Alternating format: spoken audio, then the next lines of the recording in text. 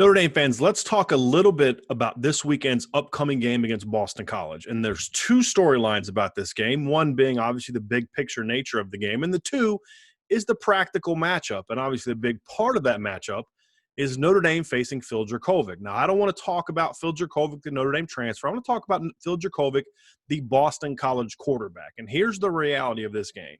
If Notre Dame wants to beat Boston College, and it should beat Boston College, they're a significantly better football team, although BC is dangerous. The reality is there's really one key, and that is stop Phil Jurkovec. If you stop Phil Jurkovec, you beat Boston College. It's really that simple. And you just dive into the numbers and you watch the film, and it all tells the same exact story. If Phil Jurkovec is on, BC can play with anybody. If Phil Jurkovec is not on top of his game, this isn't a very good football team. He's that important to this offense, and it says a lot about his talent, but it also says a lot about how BC is still a rebuilding project with first-year coach Jeff Hafley. Look at the numbers. From a yard standpoint, Phil Jurkovec accounts for 74% of the Boston College offense. There's only one Power 5 quarterback that I've been able to find in my research that accounts for more, and that's Kyle Trask from Florida, who accounts for 76% of his offense. If you haven't been paying attention, Kyle Trask is probably the leading contender for the Heisman Trophy right now, and he leads in an explosive and dynamic Florida offense. When you look at touchdowns, passing and running, Phil Jurkovec accounts for 72% of the Boston College touchdowns. Now, I want to put that into some context that Notre Dame fans can relate to, since we obviously watch more of Notre Dame than we do of other teams. Ian Book accounts for 57.8% of the Notre Dame total yards, and he only accounts from rushing and passing 40.6% of the Notre Dame touchdowns. Now, this is not a comparison of who's better, Phil Jurkovec or Ian Book. It's more to show you an example of how much more Boston College depends on Jurkovec for success than Notre Dame. This isn't a knock on Ian Book either. It's simply that Ian Book has a lot of pressure on him at Notre Dame, but it's not the kind of pressure to where if he doesn't play well, they can lose to anybody. We've seen games where Ian Book hasn't been at his best, and Notre Dame can still win. Now, when Ian Book is at his best, Notre Dame can play with and beat any team in the country. So, again, this isn't a Phil versus Ian conversation. It's simply to put into context just how important Phil Jurkovec is to the BC offense. Now, look, BC's got a steady defense. They're a solid defense. If you look at their numbers outside of Virginia Tech, they've been kind of the same team week after week after week. They're tough, they're physical, they're gritty, but they're not very talented. There aren't a lot of high-level NFL draft picks on this defense like there was a few years ago when Notre Dame played them with guys like Zach Allen and Harold Landry.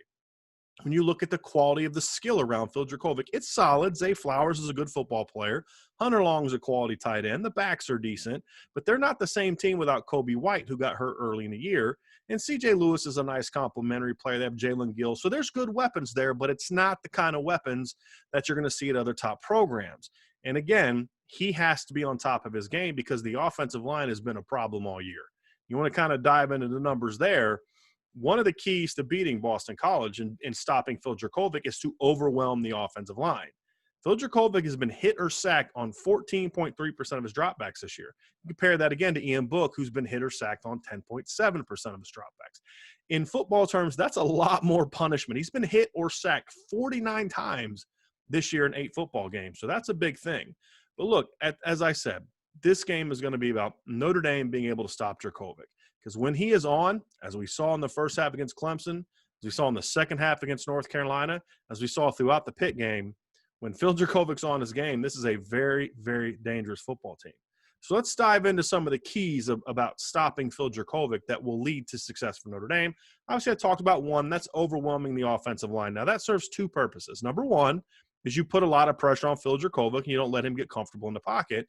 And number two, you shut down the run game. I believe a key to stopping any offense is making them one-dimensional, because if you can make them one-dimensional, then you can then key on that one part of it. And I expect Notre Dame to completely shut down the BC run game, which has only gone over 100 yards, I believe, twice this entire season. So that should be a part of the game Notre Dame will handle. The second part is you have to keep Phil Jurkovec in the pocket. When he is most dangerous and when he's running around, and we've seen it every single game this season, whether it's scrambling to move the chains, we've seen him convert several third and longs with his legs this year, and more importantly, when he's running around in the pocket and looking for players downfield, he's very good at keeping his eyes downfield and he's going to take a lot of risks. He's going to make some throws where you say, boy, that was a bad throw. But you live with that if you're BC, because he's going to make plays as well, whether it's scrambling around, finding players in the end zone, as we've seen him do time and time again, or finding guys running across the field as he's running one way, taking big shots down the field. He's going to do a lot of things outside the framework of the offense. And if you can keep him in the pocket, if you're Notre Dame, that's obviously a big part of this. Now, another part of that is, by keeping him in the pocket, you somewhat limit the big plays. Now, he'll make some big plays from the pocket. He did it against Clemson. He did it against Pitt a lot. We've seen him do that. But against Notre Dame, it should be a little bit harder because Notre Dame's going to have a pass rush that I think can get to him. Here's some things that you really want to keep him in the pocket. He's still a young, inexperienced quarterback. He's only made 8 starts. He played very little at Notre Dame. They hardly ever put him in the game, and when it was mop-up duty. So he's still learning, and he's also in his first year at BC with a brand-new team and a brand-new offense, and he didn't have spring ball to learn and develop within the framework of that system. So when he has to sit in the pocket and go through his progressions and make read after read after read, it only increases the opportunity that as a young quarterback, he's going to make mistakes. When you let him freelance and you let him get out of the pocket, it's no longer about reading. It's about his instincts and his feel for playmaking. He's going to find somebody open. He's going to get the ball out to him. When you set him in the pocket, now you can do what they did to the Clemson quarterback, which is show him different looks, make him think you're going to pressure, then you drop. You can maybe get him into thinking he's got to throw hot. You can pick a pass off, knock some balls down, make him think you're playing off. He's going to go to the quick game, and then you come up at the line. Maybe you can get some turnovers there. So the point being, the more you keep him in the pocket, the more you make him go through his progressions, the greater opportunity that Notre Dame is going to be able to make plays and keep him from really taking the game over.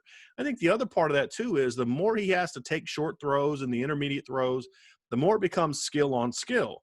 Well, the reality is Boston College has good players. Zay Flowers is a good player. Jalen Gill is a good player. Hunter Long is a good player. But they're not the kind of dynamic athletes that can take a game over like Notre Dame has seen at times this year. They don't have the kind of skill that Notre Dame has faced again. Like there's no one that's as good as Tamorian Terry from Florida State, for example. I think the BC receiving core is good, but I don't think it's as good as the group that Louisville had with Des Fitzpatrick and Tutu Atwell. And of course, they don't have a Javion Hawkins coming out of the backfield. So it is a good group, but it's not the group that we saw Notre Dame face against Clemson this week. So the more that they have to go quick intermediate, short intermediate, the less chance there is that they're going to make some of those big inexperienced plays. And as I said, it only increases the opportunities that he's going to make some mistakes. So if you keep him in the pocket and you limit the big plays, you make BC consistently go down the field, drive after drive after drive, eventually going to make mistakes. We saw it with Clemson this week, where when Clemson was able to get the big plays, that's when they scored. When Notre Dame would keep Clemson from making those big plays, Clemson was not good enough to consistently move the ball up and down the field. I don't know outside of Alabama if I've seen an offense that's good enough to consistently move the ball up and down the field against Notre Dame enough to win. If you limit the big plays, you keep Phil Jurkovec in the pocket, you keep him from getting outside of the realm of the offense, getting out of the pocket, throwing the ball on the run, scrambling, moving the chains, and then you suck the defense up, and then that's when he's going to throw it over your head. If you can limit those things, then Notre Dame should have a great deal of success against Phil Jurkovec this weekend. And if they're able to keep him from taking the game over and keep him from having big-time production, then Notre Dame should not only win, but they should win convincingly. If he gets hot, Notre Dame should still win this game. I'm not as concerned about an upset, but I do think it could be a lot more competitive than it should be. We saw that with Clemson. We saw that with North Carolina. Talent-wise, top to bottom, those are two teams that should have spanked Boston College. They were both very, very close competitive games where BC, at the end of the game against Clemson, had a chance to go win it. Against North Carolina, Phil Jurkovec led them down on a touchdown. Actually, he threw 3 touchdowns on that final drive. 2 of them were called back by penalties. Got him in the end zone, and then obviously the chance for a 2-point conversion to tie it was intercepted with seconds left. So when he is on, this is a dangerous team. And if Notre Dame wants to win this game in impressive fashion to continue to put a statement together, then the key to this game, the biggest key to this game, really the ultimate key to this game, is stop Phil Jurkovec. And we talked about ways to make that happen. Make sure you stay locked into irishbreakdown.com. We'll have all the analysis of this game, all the X's and O's, all the stats, all the data, everything you need to check it out. But again, the ultimate key to this game, stop Phil Jurkovec.